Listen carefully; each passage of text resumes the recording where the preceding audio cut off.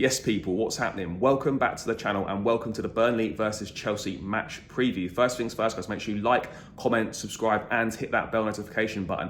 And as you can probably tell, people, I'm not in my usual location. I am out in Qatar this weekend for the F1, but I'm still bringing you that content, guys. So make sure you support the channel, show the video some love.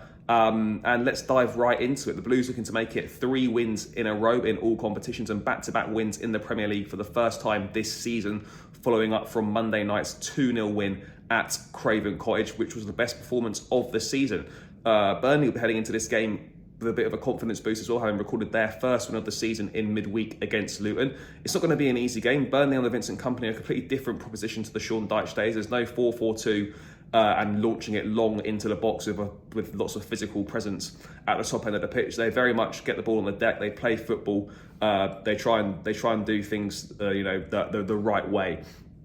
As it were. So it's going to be tough. They've got a few problem players that can cause a few issues. Koleosho, the young winger, has looked very good. Bryn Larson I've been impressed with as well. And Lyle Foster up front as well, the South African international, has done all right. He's bagged a couple of important goals for them. So look, they've got players that can cause problems. A little bit like us, they don't tend to score that many goals, and we will get opportunities. That much is for sure. You know, we've seen Spurs go to Turf Moor and score 5. We've seen City go there and score a few. Yes, United scraped by 1-0 with a moment of quality and they were outplayed for large moments of the game, but it could come down to those moments of quality. We individually have got a lot more quality than Burnley do, so it's just about taking our chances, as it always is with us. You know, Levi Colwell saying earlier on that, you know, it was great to see it all come together and get our rewards against Fulham, because the performances this season actually have been good, and I think, you know, most fans would agree with that, and it seemed to finally click, particularly in that first half against Fulham. I mean, I'd expect more of the same from Chelsea, to be perfectly honest. You know, it's another week on the training ground preparing for this game.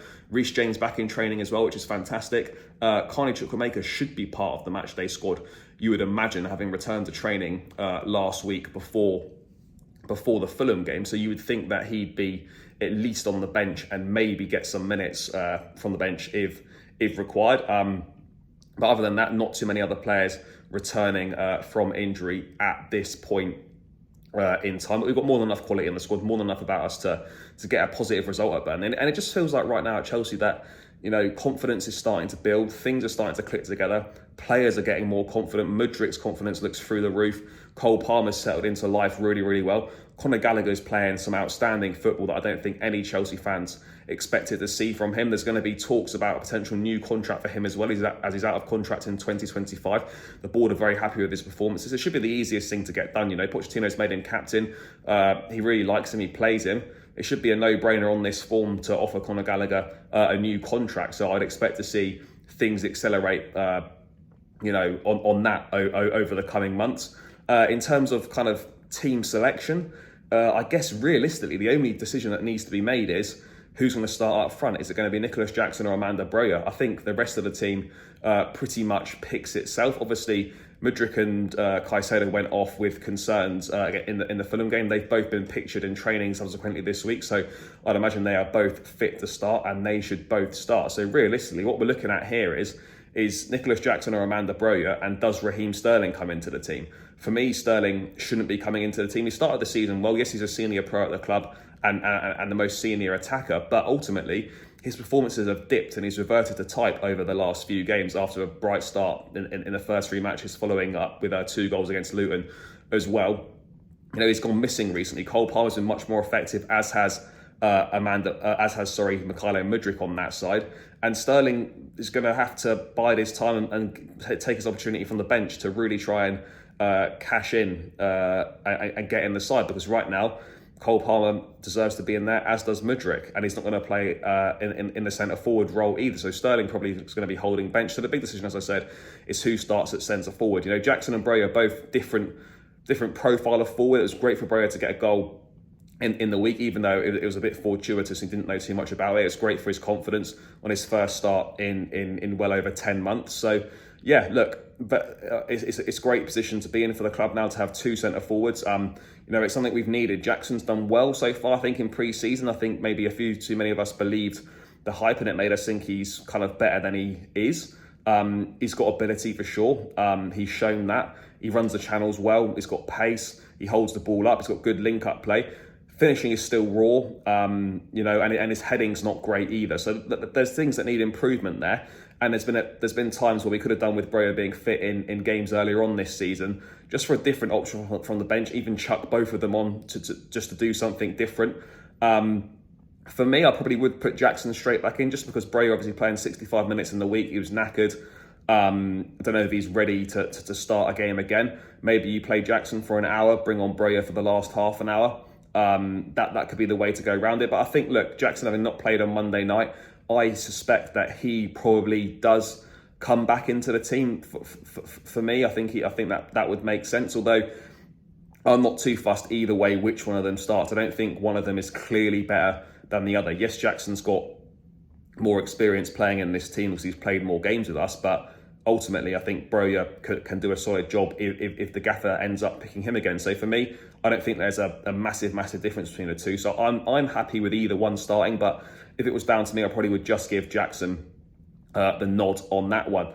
The midfield will be the same. Enzo and Caicedo in that pivot. Conor Gallagher slightly more advanced, and excuse me, and that for me, we saw that against Fulham. The midfield was the most balanced it's been all season. It was our best performance of the season. We paid all this money for the pivot of Enzo and Caicedo, and then we'd hardly seen it. So it was great to see it against Fulham. It was successful. Gallagher pressing from the front and that more advanced role is much better for the team. I think it's better for him as well. And it gets the best out of Enzo, and Enzo alongside Caicedo is going to be a really good pivot going forward. So we need to see as much of that as possible. So it'll be Enzo and Caicedo in the pivot with Gallagher just advanced. And the back line for me stays exactly the same. Levi Cole at left back, Cucurella at right back with Disasi and Thiago Silva in the middle. I mean, fair play to Cucurella as well, coming for a lot of stick recently from Chelsea fans. Not had a great start to his Chelsea career, but this could be the Cucurella redemption arc, finding himself shooting at right back with James being injured and Gusto's suspension. He's done really well in the last two games. Good game against Brighton and a good game against Fulham as well. He'll be in the lineup for Burnley. And then going forward from there, let's see what happens. But I think Pochettino is starting to trust him now. I think he likes him. His performances have been good this season. And long may it continue, because we spent a lot of money on this guy and there is a good player in there. So let's hope that continues. Let's hope his confidence is increasing.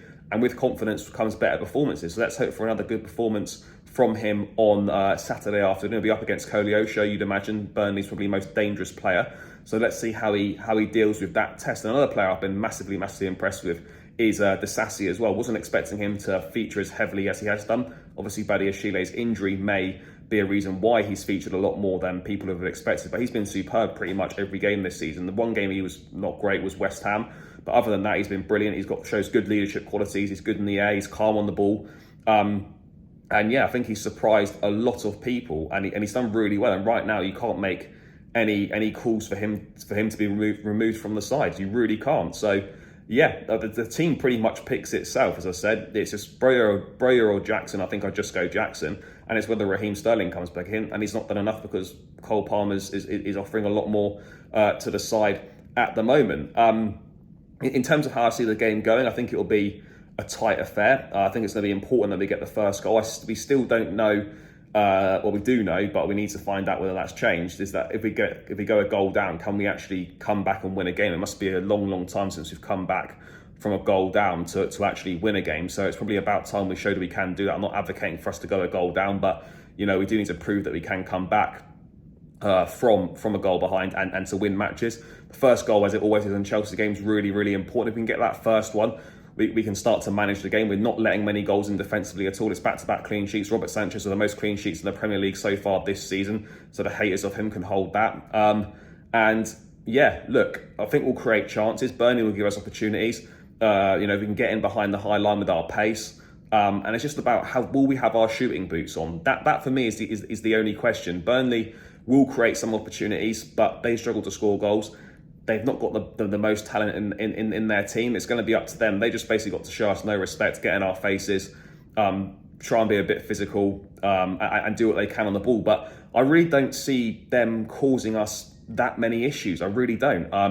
Koleosho, as I said, is their best player. Lyle Foster's been scoring a couple of goals this season. But other than that, I just look at them and I don't think they're that good at the back. I don't think the midfield's that good. We should easily win that midfield battle with Enzo and Caicedo in there.